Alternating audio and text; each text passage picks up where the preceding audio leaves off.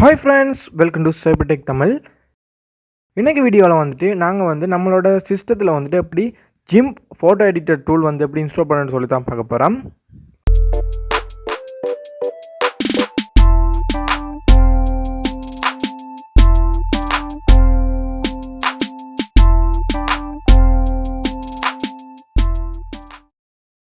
இந்த சாஃப்ட்வேரோட லிங்க் டிஸ்கிரிப்ஷனில் இருக்குது. தேவையானவங்க மட்டும் கிளிக் பண்ணி டவுன்லோட் பண்ணிக்கொள்ளுங்க.